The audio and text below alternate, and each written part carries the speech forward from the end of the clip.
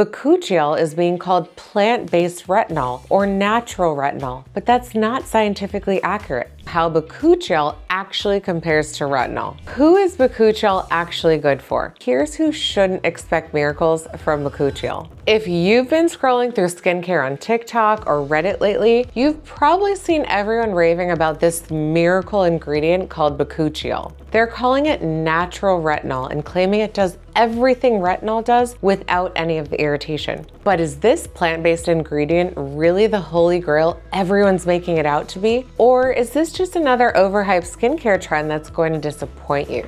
Hi everyone, I'm Dr. Mara Weinstein, a board-certified dermatologist. Today we're diving deep into Bakuchiol, what it actually is, what the science says it can and can't do, and whether you should jump on this bandwagon or stick with your tried and true retinol. Because let me tell you, the marketing around the ingredient is getting out of control, and I need to set the record straight. Let's start with the basics because most people can't even pronounce this ingredient correctly. It's called Bakuchiol, and it comes from the seeds and leaves of a plant called Soralia coralifolia, also known as babchi. This plant has been used in traditional Chinese and Ayurvedic medicine for centuries, but only recently has it been isolated and studied for skincare. Here's where the marketing gets misleading. Bakuchiol is being called plant-based retinol or natural retinol, but that's not scientifically accurate. Bakuchiol and retinol are completely different molecules that work through entirely different mechanisms. It's like calling an apple a natural orange just because they're both fruits.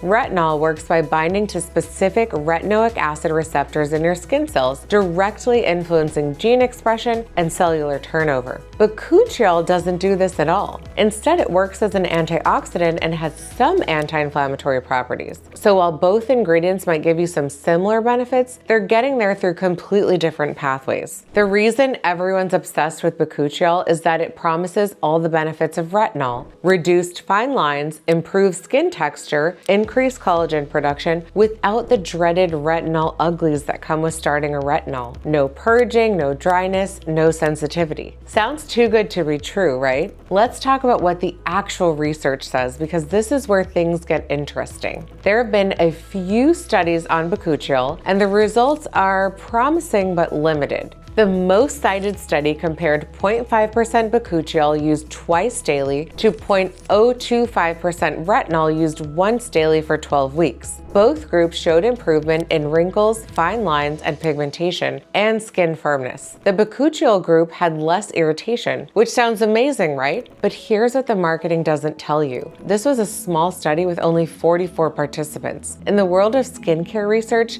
that is tiny. We have decades of research on retinoids with thousands of participants, but Bakuchiol has a handful of small studies. Another study looked at Bakuchiol's ability to stimulate collagen production, and it did show some promise. But again, we're talking about in vitro studies, test tube research, which doesn't always translate to real-world results on your face. The antioxidant properties of Bakuchiol are well documented, and antioxidants are definitely beneficial for skin health. But calling it a retinol replacement based on this limited research is like saying you found the cure for aging based on one small clinical trial. Here's my take as a dermatologist. The preliminary research is encouraging, but we need more robust, long-term studies before we can make the bold claims that are being made about this ingredient. So let's have an honest conversation about how Bakuchiol actually compares to retinol, because the internet is full of misleading comparisons.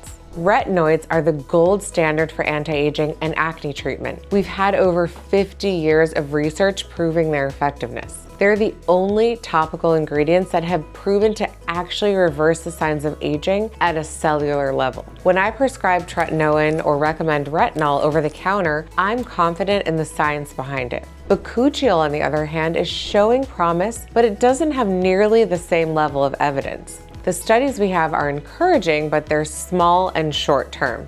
We don't know about long-term effects, optimal concentrations, or how it performs in different skin types and conditions. Here's something important that most people don't realize. The retinol in that comparison study was used at a very low concentration and only once daily. Most people using retinol for anti-aging are using higher concentrations or prescription strength retinoids. So comparing beginner level retinol to Bakuchiol really isn't a fair fight. Also, retinoids have proven benefits for acne that Bakuchiol simply doesn't have. So if you're dealing with breakouts, Bakuchiol isn't going to give you that pore clearing, oil regulating benefit that retinoids provide. The irritation factor is real though. Retinoids can cause dryness, peeling, and sensitivity, especially when you're starting out. Bakuchiol appears to be much gentler, which is genuinely appealing for people with sensitive skin. So who is Bakuchiol actually good for? Let me break this down based on what we know and what makes sense clinically. First, people with sensitive skin who can't tolerate retinoids. If you've tried multiple retinol products and they all irritate your skin, Bakuchiol might be worth exploring. It's not going to give you the same dramatic results as retinoids, but some improvement is better than no improvement. Second,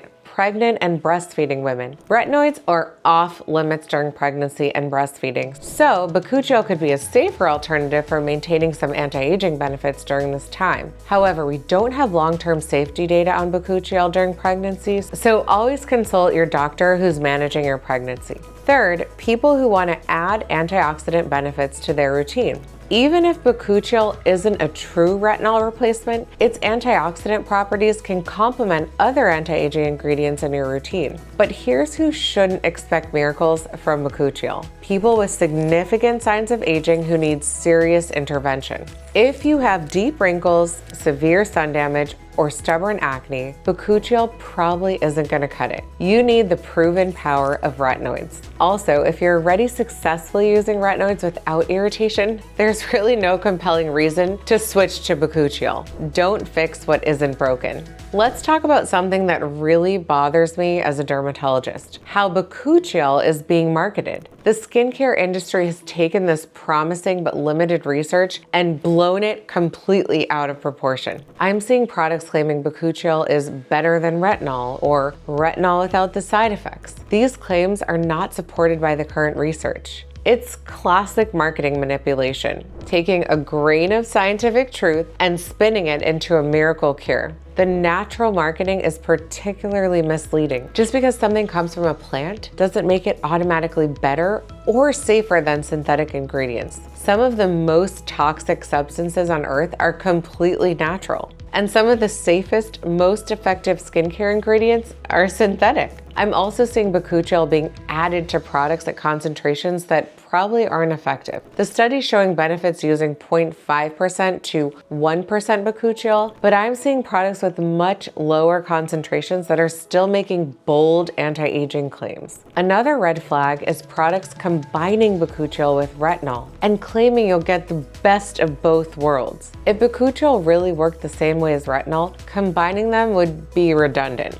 This combination suggests that even the manufacturers don't fully believe Bakuchiol can replace retinol. The price point is another issue. Bakuchiol products are often more expensive than retinol products, despite having less research supporting their effectiveness. You're paying a premium for the natural label and the novelty factor. So if you decide to try Bakuchiol, let me give you some practical guidance on how to use it effectively. First, look for products with at least 0.5% Bakuchiol. This is the concentration that showed benefits in the research. Many products don't list the concentration, which is a red flag. If a company won't tell you how much active ingredient is in their product, that's usually because there isn't enough to be effective. Second, be patient. The study showing benefits used Bakuchiol for 12 weeks before seeing significant results. Don't expect overnight transformation. In fact, don't expect retinol level transformation at all. Third, you can use Bakuchiol twice daily, unlike retinoids, which are typically used at night. This is one advantage. You can apply it in the morning and evening without worrying about sun sensitivity.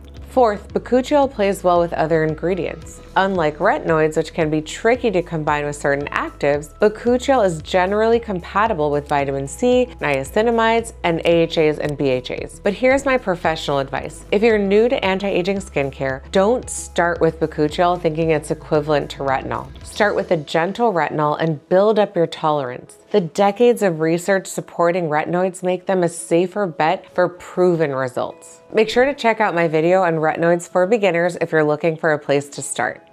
So here's something interesting that most people aren't talking about: using Bakuchiol and retinoids together. While Bakuchiol isn't a replacement for retinol, it might be a useful complement. Some of my patients use Bakuchiol in the morning for its antioxidant benefits and retinol at night for its proven anti-aging benefits. This gives you the best of both worlds: antioxidant protection during the day when your skin is exposed to environmental stressors, and cellular renewal at night when your skin is in repair mode. Bakuchiol's anti-inflammatory properties might also help to reduce some of the irritation that can come with retinoid use. I've had patients who were able to increase their retinol tolerance by adding Bakuchiol to their morning routine. This approach makes more sense to me than trying to replace your retinols entirely with Bakuchiol. You're not putting all your anti-aging eggs in one basket, and you're using each ingredient for what it does best. However, this is a more advanced approach that requires careful introduction of products and monitoring for irritation. If you're just starting out with anti-aging skincare, keep it simple with one active ingredient at a time. So what does the future hold for Bakuchiol? I think it has potential, but we need more research to understand its true capabilities and limitations. I'd love to see larger, longer-term studies comparing Bakuchiol to different concentrations of retinols. I want to see research on how it performs in different skin types, ages, and conditions. I want to understand the optimal concentration and formulation for maximum benefits. I'm also interested in seeing research on Bakuchiol for specific skin concerns beyond general anti-aging. Does it help with acne? What about rosacea or melasma? These are questions that current research just doesn't answer. The ingredient has enough promise that I think it will continue to be studied and refined, but right now we're in the early stages of understanding what Bakuchiol can really do. My prediction is that Bakuchiol will find its niche as a gentler alternative for people who can't use retinoids, rather than as a universal replacement for retinoids. It might also prove valuable as a complementary ingredient in comprehensive anti-aging routines. But the current hype is definitely ahead of the science. We need to temper our expectations and wait for more robust research before making bold claims about this ingredient. As a dermatologist, here's my honest take on Bakuchiol. It's promising, but overhyped. If you have sensitive skin and can't tolerate retinoids, Bakuchiol is worth trying. The research suggests that it can provide some anti-aging benefits with minimal irritation. Just don't expect retinol level results. So if you're pregnant or breastfeeding and looking for safe anti-aging options, Bakuchiol might be a reasonable choice, but discuss it with your OBGYN and healthcare providers first. If you're already successfully using retinoids, there's no compelling reason to switch to Bakuchiol. The decades of research supporting retinoids make them the safer bet for proven anti-aging results. If you're new to anti-aging skincare, I'd still recommend starting with a gentle retinol rather than jumping straight to Bakuchiol.